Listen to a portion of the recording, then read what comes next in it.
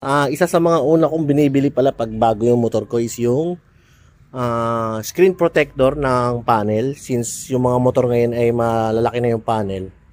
So ayan, katulad itong ating NMAX, malaki siya, di ba? Isang buo siya. Dito sa ADB 350 kasi madali ikabit. Ayan.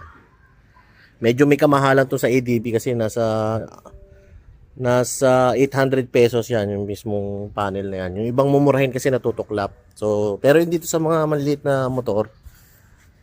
Yan, katulad dito, meron ako pang Aerox version 1, naipon na dito. Tapos ito pang, alam ko pang ano to, ADB 150 pa, mga luma. Yan, dati. Tapos ito, yung Aerox SP, na bago ko kunin yung itong NMAX na TechMax, ay meron tayong Aerox SP.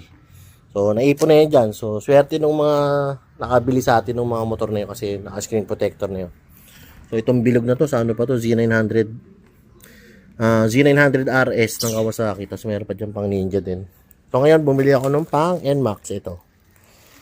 So, dalawa na yung binili natin para kung magkamali tayo sa isa, meron pa. So, gagamitan natin siya ng solution na water and soap para mas madali siya i-install. So, let's go.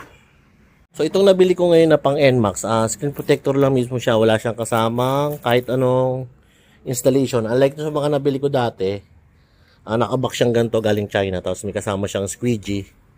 Tapos yung cloth, tsaka yung mga empty bottle. So, since meron na naman tayo niyan, okay lang na walang kasama tong pang NMAX. So, syempre, una natin gagawin, tatanggalin natin tong original na screen protector. Ayan.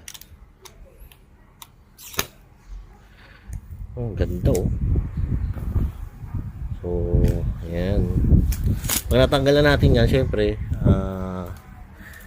mukhang wala pa naman siyang dust, no? So, prepare natin yung ating screen protector. Ginawa ko, nisprayan ko muna lahat. Tapos, pati yung screen protector, yan, spray natin. Bago natin ilalapat yan. So, mukhang hindi ko mabibidyohan yung actual kasi isa lang yung, wala akong assistant dito. So, ayan, ay kabit na natin. Ngayon, papantayin ko muna siya. Ang tekniko dito, pinapantay ko muna siya bago siya i-ano ng squeegee, no?